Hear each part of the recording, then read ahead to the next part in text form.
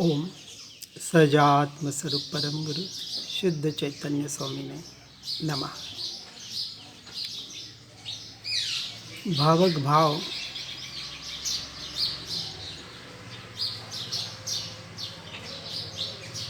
और भावों का अभाव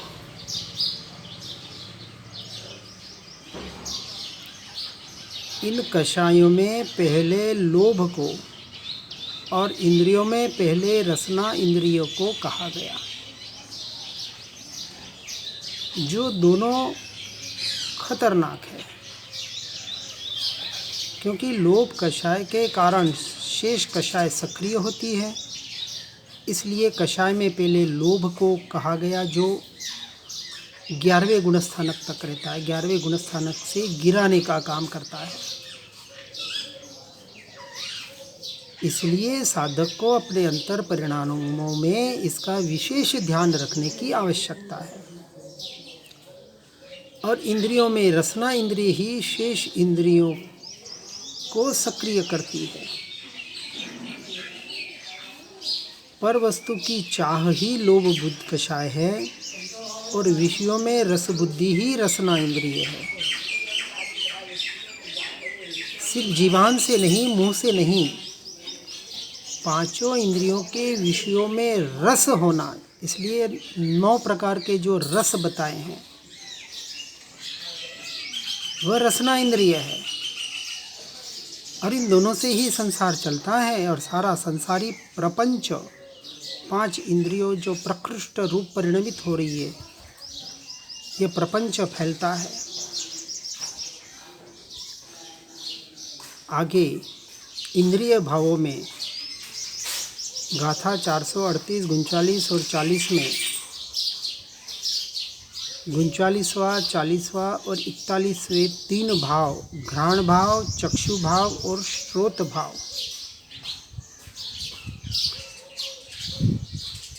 नासिका इंद्रिय द्वारा, नाक के द्वारा जो सुगंध दुर्गंध सूंघने का बोध होता है और जो अच्छा बुरा लगता है, यह घ्राण भाव है। और जब तक कुछ भी अच्छा या बुरा लगता है तो इसे ही राग द्वेष कहा है। इसलिए जब हम उसके जानने वाले, उसको जानते हुए ज्ञान स्वभाव को जानने वाले रह जाते हैं तो अपने आप हम उन विषयों से छूट जाते हैं। वस्तु, व्यक्ति, परिस्थिति, क्रिया भाव संबंधी अनंत प्रकार के भाव चलते हैं और ये सारे कर्मोदय जन्य परिणाम हैं। इसलिए अपने अतीन्द्रिय परम पारिणामिक भाव का आश्रय लेने पर ही यह विलय को प्राप्त होते हैं। 40वां भाव चक्षु भाव, आँख। चक्षु इंद्रिय से बाह्य जगत दिखाई देता है।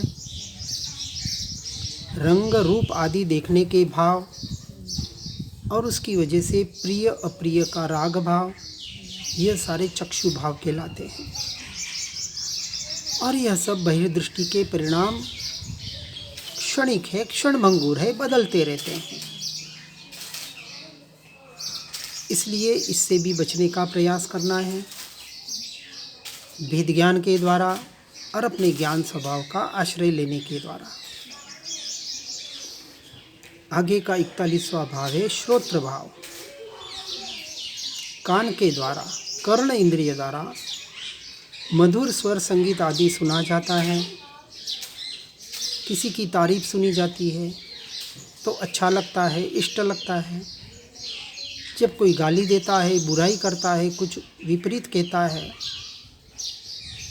तो अनिष्ट लगता है, द्वेष होता है, क्रोध आता है। यह सारे श्रोत्र भाव है जो क्षणभंगुर है, नाशवान है। इसलिए 5 इंद्रियां और मन के द्वारा जो पर का जानना होता है, जिसे इंद्रिय ज्ञान कहा, और इस इंद्रिय ज्ञान की वजह से जो भाव उत्पन्न होते हैं, इसलिए इंद्रिय ज्ञान को अपना मानना छोड़ना है, जिससे उससे उत्पन्न होने वाले भाव अपने आप विलय को प्राप्त हो जाएंगे। यह क्षायोक्षमी ज्ञान तो उधार रूप रहता है, और उधार ज्ञान समय पर काम नहीं आता। मति ज्ञानावरण कर्म के क्षोभन से उत्पन्न हुई विशुद्धि, जो जीव की अर्थ को ग्रहण करने की शक्ति है, वह लब्धि है। और वह लब्धि मति ज्ञानावरण के क्षोभन से उत्पन्न बोध रूप है, और अपने विषय को ग्रहण करने के व्यापार का नाम उपयोग को भटकाना है। उपयोग का सदुपयोग और उपयोग का दुरुपयोग। अपने उपयोग को पररूप मानना ये दुरुपयोग, और अपने उपयोग को स्वरूप मानना ये सदुपयोग। इसलिए दोनों लब्धि व उपयोग जो भावेंद्रिय है, और जो जाति नाम कर्म के साथ शरीर नाम कर्म के उदय से उत्पन्न निवृत्ति और उपकरण रूप शरीर के अवयव जो द्रव्येंद्रिय है, इसलिए द्रव्य इंद्रिय और भाव इंद्रिय, इन सब से बचने का हमें प्रयास करना है। द्रव्येंद्रिय बाहर की, और उसके निमित्त से होने वाले भाव, ये भावेंद्रिय। इस प्रकार इंद्रियों संबंधी अनेक प्रकार के भाव होते हैं, और अतीन्द्रिय आनंद के वेदन में आनंद स्वरूप आत्मा जो पर से भिन्न है, न्यारा है, स्वतंत्र है, जो परभावों से स्पष्ट भिन्न देखने में जानने में आता है, और ज्ञान लक्षण से लक्षित चैतन्य स्वभाव का अनुभव होने पर जो अतीन्द्रिय आनंद का वेदन होता है, यह ही अनुभूति है। आनंद का अर्थ ये नहीं कि बाहर से जैसे विषयों में आनंद आता है वैसा कोई आनंद होता है। लोगों को तो वो अद्भुत आनंद, लहलहाता आनंद, अरे जो इंद्रियों से पार, मन से पार है, अनाकुल होना, अंश मात्र भी आकुलता न होना, इसी का नाम आनंद है, सुख है, शांति है। इसलिए इन इंद्रियों के भावों से तो छूटना है। आगे गाथा 441 में 42वां भाव शरीर भाव बता रहे हैं। 5 इंद्रियां ज्ञानेंद्रिय कहलाती है, और शरीर 5 कर्मेंद्रियों द्वारा कार्य करता है। हाथ, पांव, गुदा, लिंग और मुख, ये 5 कर्मेंद्रिय, और ऐसे कर्मेंद्रिय संबंधी भाव शरीर भाव कहलाते हैं।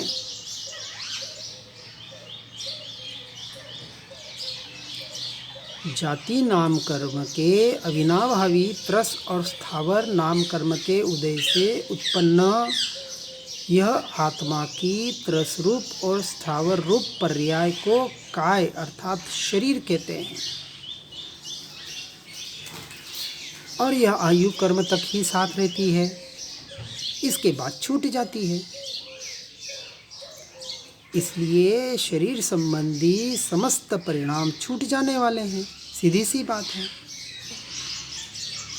क्योंकि सारे कर्मोदय जनित पर्याय मात्र है, और वो भी पुद्गल की।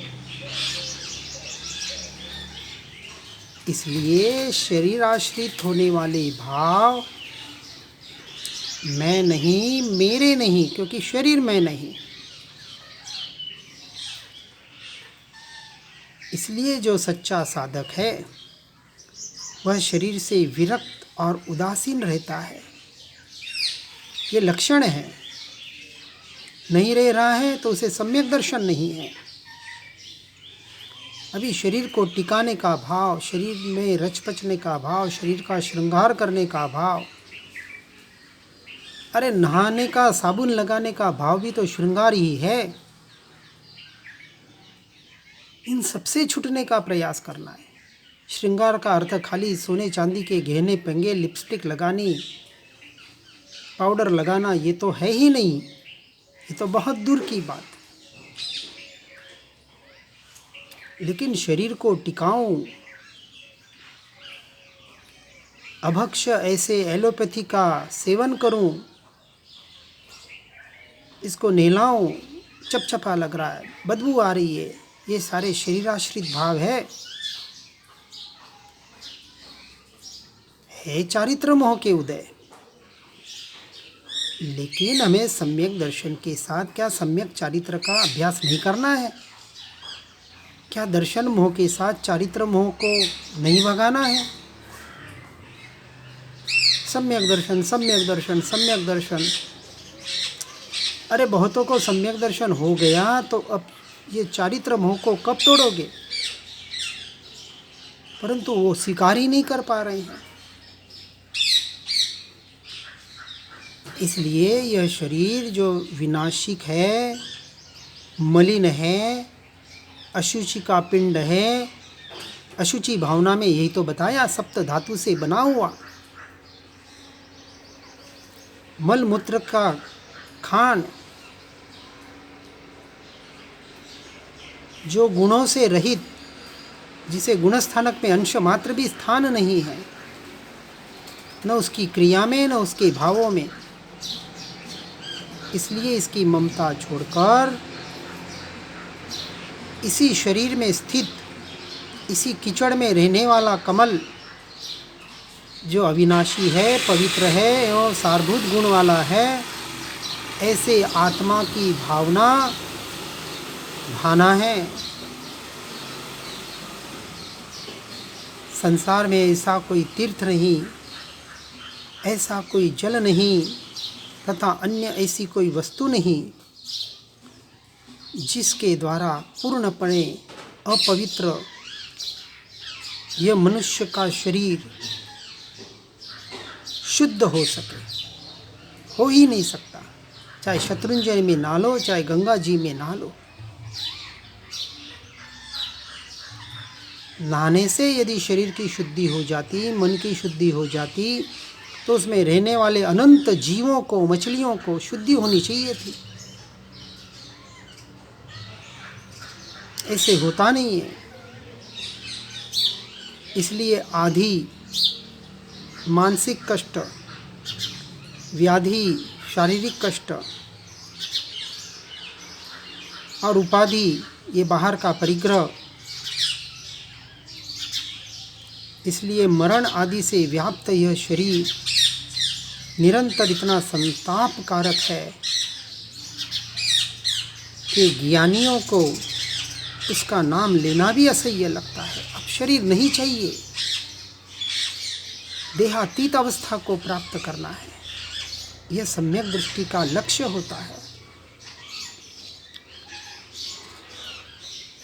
शरीर शरीर का और आत्मा आत्मा का कार्य करता है।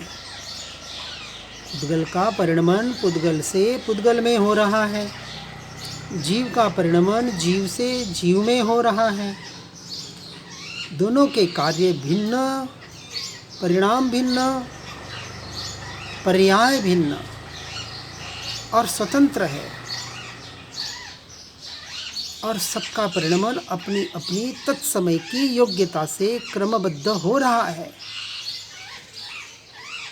कुछ करने की जरूरत नहीं है, न पर की पर्याय में न स्व की पर्याय में। और जो पर्याय को बदलना चाहता है वह पर्याय दृष्टि, मिथ्या दृष्टि, और जो जैसा है वैसा स्वीकार करके अपने स्वभाव में रहता है वह द्रव्य दृष्टि। वह सच्चा आत्मार्थी मुमुक्षु, दीक्षा लेने वाला मुमुक्षु नहीं।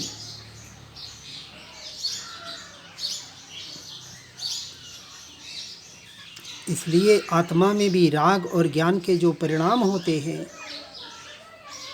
जो आत्मा से होते हैं, आत्मा में होते हैं।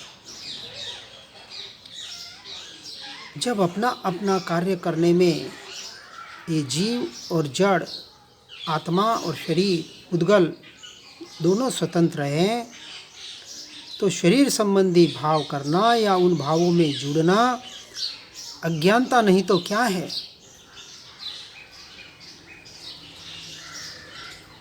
इस अज्ञानता से हमें बचना है।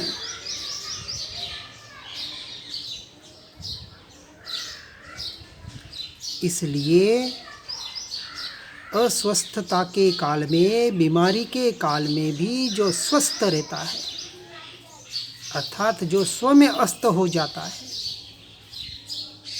वो कभी अपने आप को बीमार मानता ही नहीं है। ये बीमार तो पुद्गल के परिणाम, कर्मोदय जनित परिणाम है। ये वेदना, रोग जो भी है, उस वक्त जागृति तो रखें। ठीक है, चारित्र मोनि के उदय से हम सहन नहीं कर सकते, ये अलग बात है, परंतु कम से कम उन्हें अपना मानना तो छोड़ ही सकते हैं।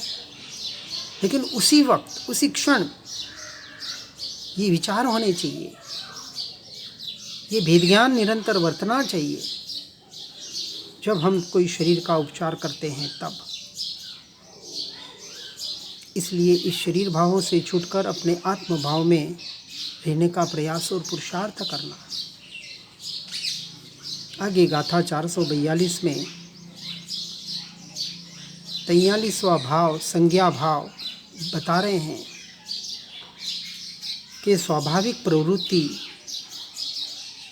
यह अनादि का संस्कार, वह शरीर के विषयों की प्रवृत्ति अपने आप होना संज्ञा कहलाती है। जो 4 प्रकार की संज्ञा बताई, आहार संज्ञा, भय संज्ञा, मैथुन संज्ञा और शोक या निद्रा संज्ञा, कोई परिग्रह संज्ञा बताता है। जो समस्त संसारी जीवों को होती है।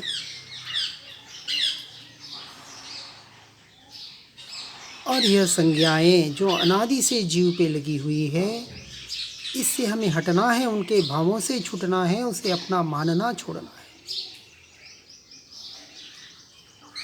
पहले अपना मानना छूटेगा, चौथे में, और 5वें में उन वस्तुओं से छूटना होगा, व्यवहार से।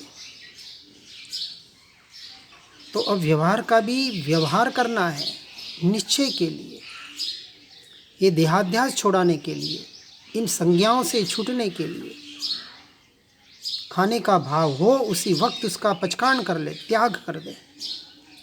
जो प्रिय वस्तु हो और सामने आ जाए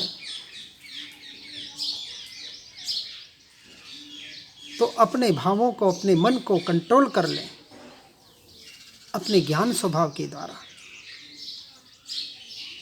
नकार दे उस मन को, चुप करे उसे। बहुत गड़बड़ करता है ये मन। शरीर को जरूरत नहीं है और हम उसे दे देते हैं। ये आहार संज्ञा, भय संज्ञा अनादि से लगी है। मरने से डर रहा है, घर से निकलने से डर रहा है। मेरा क्या होगा, कौन मेरा ध्यान रखेगा, क्या करेगा। अरे मरने की तैयारी सम्यक दृष्टि को, क्योंकि वो तो मरता ही नहीं है।